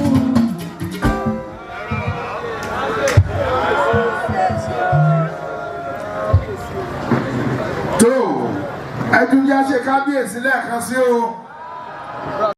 Wo òṣùwàgbé gómìnà ìpínlẹ̀ Ọ̀ṣun, ọ̀gá wa ọlọ́lá wa Jackson Adébọ́lá Lúdì Adélékè fún àtìlẹ́yìn. Ó wá ní tó ìgbẹ́kẹ́ ní fọwọ́ ti lé igba lámù ní fọwọ́ ti ẹ̀bá òkiri o. Wọ́n ní gbogbo Ògbómọ̀ṣọ́ o. Wọ́n ní àwọn tí kò ní olùṣọ́ àgùntàn ìjọ kékeré kan ní kọ́nà kan o. Wọ́n ní àwọn ti di aṣíwájú fún gbogbo Ògbómọ̀ṣọ́ ń tilé tóko láì fi ti ẹ̀sìn tàbí ẹ̀yà kankan ṣe bí tí wò ma. Wọ́n ní gbogbo àwọn táwọn ojú iye Ṣọ̀ún gẹ́gẹ́ ṣe mọ̀ ká máa dùn náà ni wọ́n ní wọ́n fọ́ wọnú kí á dì mọ́ra wa torí pé Ṣọ̀ún kan ṣo náà ni wọ́n wà lórí ipò lẹ́ẹ̀kan ṣoṣo. Wọ́n wá ní tó ètò ti wà ńlẹ̀ tí àwọn ti ṣe tó jẹ́ ètò ìdàgbàsókè ohun ìtẹ̀síwájú oní ìpọn 25 fún ìdàgbàsókè ilẹ̀ Ògbómọ̀ṣọ́. Wọ́n ní gbogbo àná láàjọ ṣe, gbogbo àná láàjọ pé lárugẹ. Èmi sì mọ̀ pé gẹ́gẹ́ bí ọmọ bíbí ilẹ̀ Ògbómọ̀ṣọ́ ojú òní tì mí ó àbójú ó ti ẹ̀yìn. Ẹ jẹ́ fún kábíyèsí láti wá o, ká ṣe kábíyèsí o. Kábíyèsí o. Ọjọ́ ní sísọ sókè o torí àwọn ẹjọ́ mọ́sọ lóko o. Honor and privilege to give word of thanks on this memorable occasion of the coronation and presentation of staff of office to His Imperial Majesty Oba Ghandi Afolabi Olaoye, the Orumogege Church of Ogbomoso land. Let me first of all give glory to God for making this event a good success. We are grateful to His Excellency Governor Seyi Makinde for his approval and support, without which this event would not be possible. Your Excellency, you have laid a good legacy, and I pray that as we started well, you will also end well. Our appreciation also goes to the Deputy Governor and other top government functionaries that are here today. The Lord will bless you. Our royal fathers too, you are appreciated for taking time out of your tight schedule. I thank you all. I thank all the distinguished invitees and members of the media for displaying interest in country, all good acts who work behind the scene. Your contributions have not gone unnoticed. We are grateful for all you have done. When you arrive at your various destination, they are laughing. Thank you and God bless you. Adelebare and Nakore, Orúkọ Jésù, Adelelayọ̀.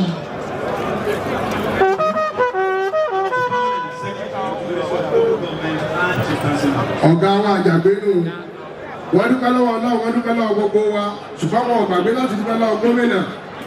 Torí gómìnà, òun gangan ló ṣe gbogbo ètò, tó jẹ gbogbo ètò ló ń tẹ̀. Bí ṣe rí ga ní gbogbo ìgbà náà, èyí bá fi bẹ́ẹ̀ sáré òní bàjẹ́. Ráwọ̀ èèyàn tí ó pẹ́ wájú gómìnà ni. Gbogbo àwọn ọba, àwọn ìjòyè, wọ́n lọ yọjú sí gómìnà, wọ́n yọjú sí kábíyèsí. Ọlọ́run lọ́mọ yóò fọ́tò tí ń bẹ ní àyín. Ẹlòmí ò ní nǹkan kan yà máa fọ́tò ẹni ẹlẹ́ni ní yà. Àlẹ́ lòmí tún ya fọ́tò látọjú screen another cameraman.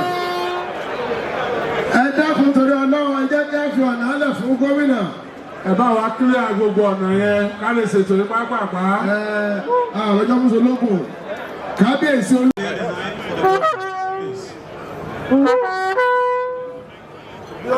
Pressmen, please clear the way. Governor, please with a round of applause, make welcome. Oba Makinde, Executive Governor for your state, His Excellency Governor Seyi Makinde. Pẹ̀tù ọba ọ̀rọ̀ ti wẹ̀ bí òjò.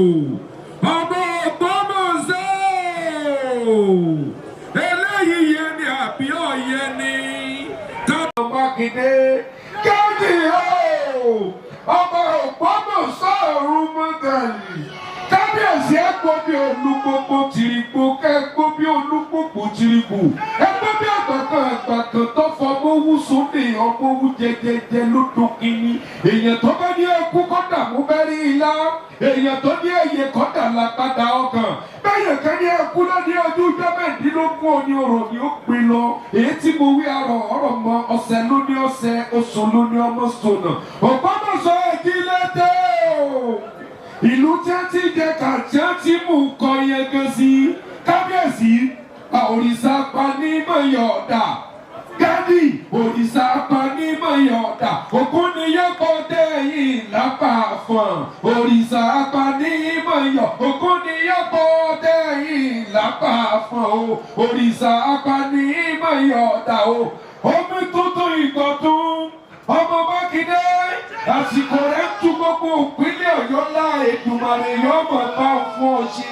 Ọmọ Makinde ọmọ tẹ́ bí ò ní kú ẹ̀yin náà ní bọ́ sọnù lọ àwọn ọmọ owó tẹ́ ẹ̀ bá fọwọ́ ẹ̀yìn ṣe kò ní yí dànù. Ìpínlẹ̀ Ọ̀yọ́ sọ́mọ̀yọ̀ o ìpínlẹ̀ Ọ̀yọ́ sọ́mọ̀yọ̀ Olúwa lọ́sẹ̀ yẹ sọ́mọ̀yọ̀. Ó ṣe ohun ọmọdé. Your Excellency, the immediate past Vice President of the Federal Republic of Nigeria, Professor Yemi Osinbajo, SAN, GCON. Your Excellency, the Executive Governor of Kwara State and the Chairman of Nigeria Governors Forum, Governor Abdurrahman Abdurazak, ably represented by his deputy, His Excellency Kayode Anabi. Your Excellency, the Executive Governor of Osun State, my own dear very brother, Governor Ademola Adeleke. Your Excellency, the former military governor of Oyo and Ogun State, Major General Oladayo Kupola, retired. Your Excellency, the Deputy Governor of Oyo State, Barrister Abdurrahim Adebayo Lawal. Your Excellency, the former Deputy Governor of Oyo State, Engineer Hamid Badamasi. I have a long protocol list. I'll try and abridge it.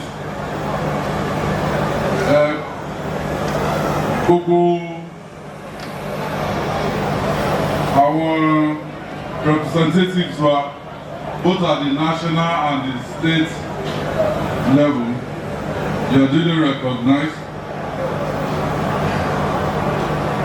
As I was going to South Tele, and also former ministers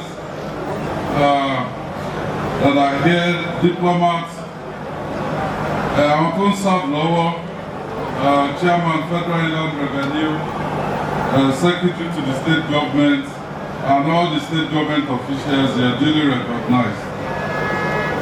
Gbogbo ẹ̀yin orí adé ọrùn lẹ̀kẹ̀, mo kí ẹ̀yin náà. From far and wide ni látọ̀dọ̀ ní of Ifẹ̀, Olú of Warri, Olúbàdàn of Ìbàdàn land, Emir Ìlọrin, and Olúgbọ́n of Ìlẹ̀gbọ́n. Well, we recognize gbogbo yín o.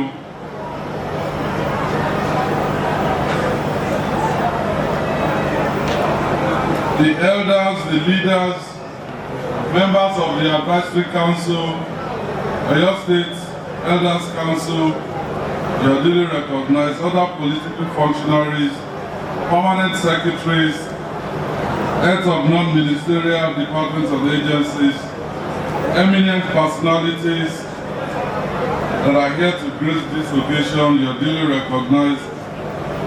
Leaders and members of PDP, 201B, and other political parties here present, children, family members, and friends of the new Seun of Ogbomoso that came from far and wide, prominent religious leaders,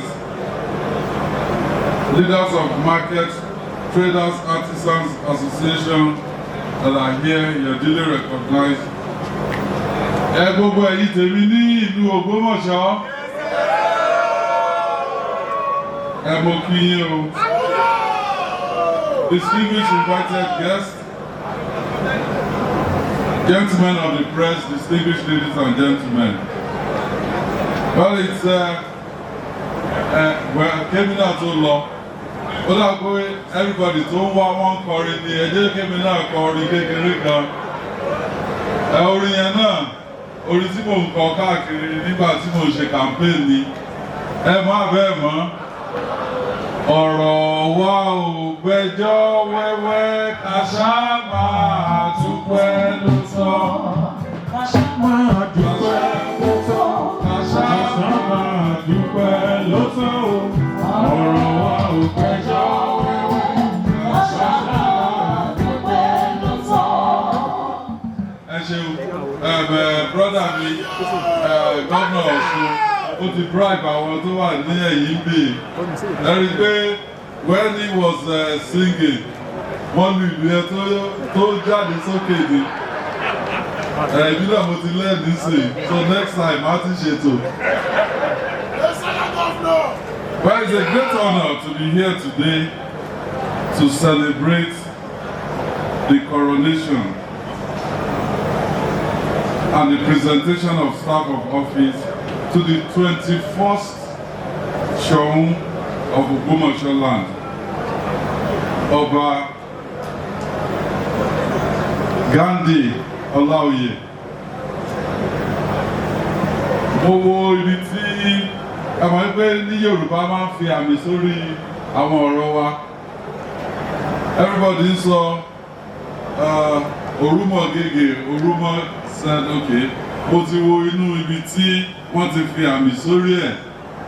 Tó kọ síbẹ̀ ní pé Orumogege, do re re do Orumogege the third.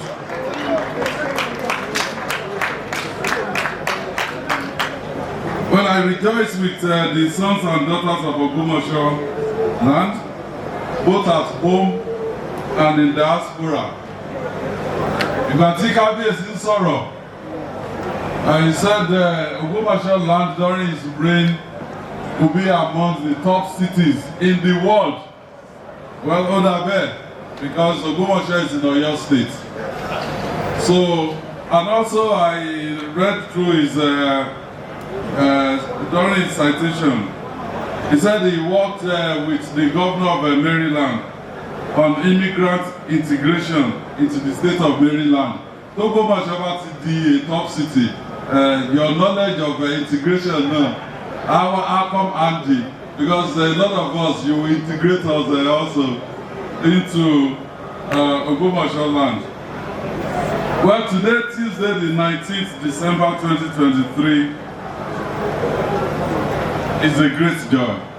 It is the day that the Lord has made, and it is marvelous in our hearts.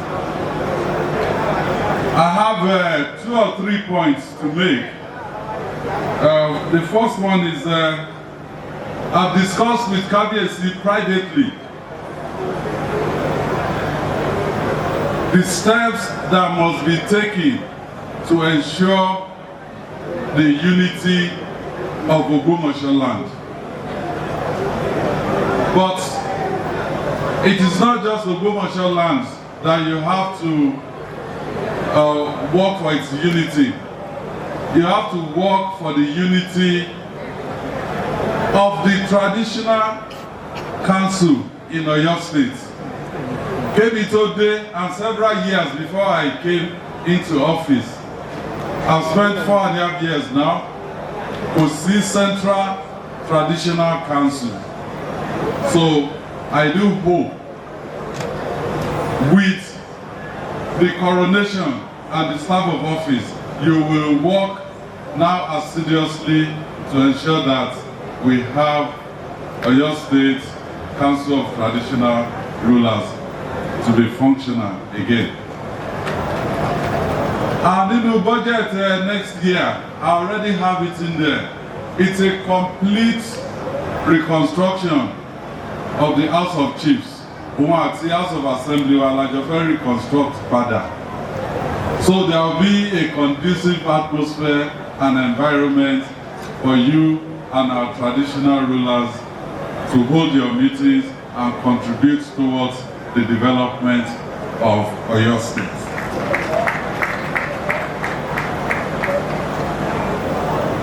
The other thing I want to say is to the people who want to contest this throne, pẹ̀lú Kábíyèsí. As of last week, some of you are still in court. One day, court order, well, èmi ò ṣe lawyer. Our lawyer ló máa ní pé maybe it's a real order or is the one they will go and meet the judge. What I can say is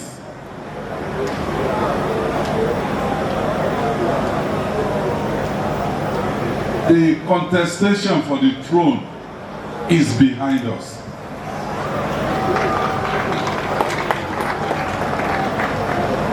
And I'm looking forward to our tí wọ́n ṣì wà ní court withdrawing the court cases by maybe end of this week as a show of love for Ogbomoso land. In this Oyo state, àwọn kan gbé ọba wọn lọ sí court, and after 20 years, he went all the way to the Supreme Court. Wọ́n yọ ọba náà.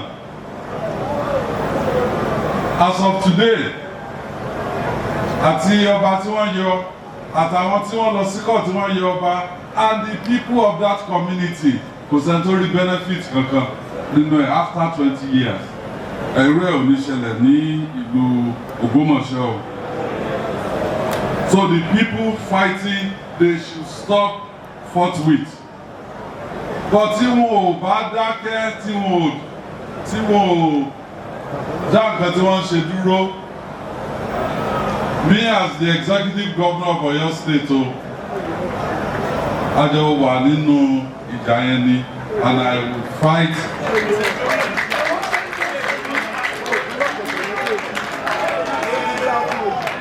To ensure peace and to ensure progress for Ogbomoso land by ensuring pé anything tí gọ́ọ̀mẹ̀ntì bá lágbára láti fi bá wọn jà, màá fi bá wọn jà o.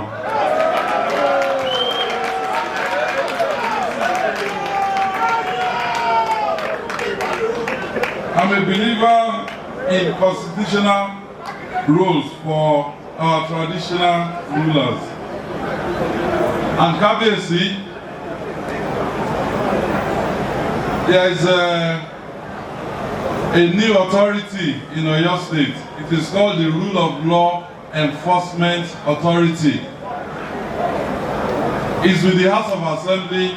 It will soon be passed into law, and I want your support and other traditional rulers in Oyo State. Torí pé ìlú tí ò bá sí òfin. So I want your support. And finally, on behalf of the Oyo State government, sons and daughters of Ogbomoso land, and the good people of Oyo State, I want to wish Kabiyesi Oba Ghandi Olaoye a long, peaceful, and successful reign. Kabiyesi kádé pẹ́ lórí, kí bàtà pẹ́ lẹ́sẹ̀, kí ẹṣin ọba kó jẹ oko pẹ́ o. Kabiyesi o. And God bless you. Thank you, Excellency. We'll take the national anthem.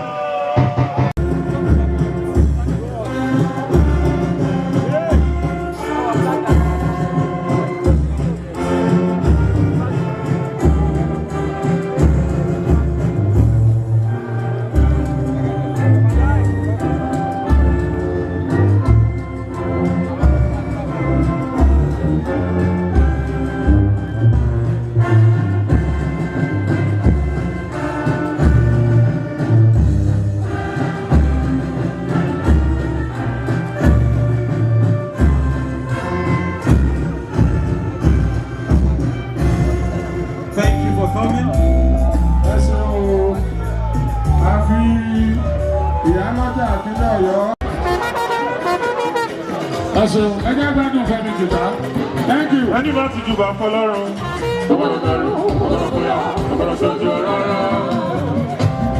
19th of December. Congratulations, Oba Oba Ghandi Afolabi Olaoye. Anybody to Oba Afolabi.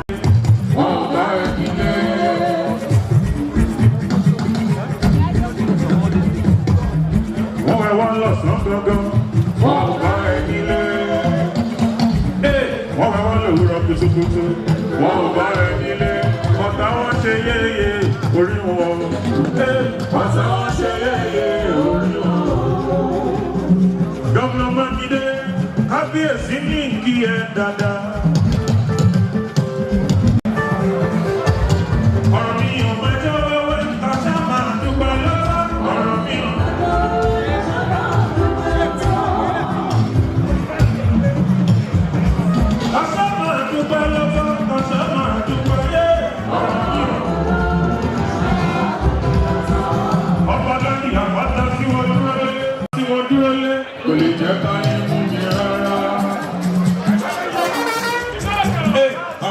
tí mo pè é sí, ó lè jẹ́ káyé mú mi. Professor Ipinle mo mọ máa vice president. Ìgbàgbọ́ mi dúró lórí àpáta ayérayé. Ìgbàgbọ́ mi dúró lórí àpáta ayérayé.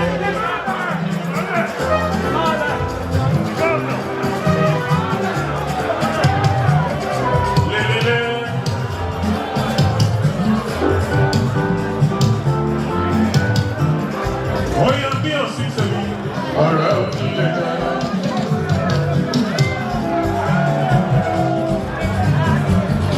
Àní bí ọ̀sìn tẹ̀lé àbí ọ̀rẹ́ onílé jẹ́. Ẹ jọ̀wọ́ ẹ má sábẹ́ mọ́, ṣé bàbá Olúwa láyé mi lè ṣe. Gbogbo aláìdá, ọmọ àti àìdá. Gbogbo aláìdá, ọmọ àti àìdá. Ẹni bínú ẹ, á lọ sódò lọ́wọ́. Ẹ̀ẹ́dẹ̀ ńlá, ẹ̀ẹ́dẹ̀ ẹ̀jẹ̀. Ẹni bínú Ghandi, á lọ sódò lọ́wọ́. Ẹ̀ẹ́dẹ̀ ńlá, ẹ̀ẹ́dẹ̀ ẹ̀jẹ̀.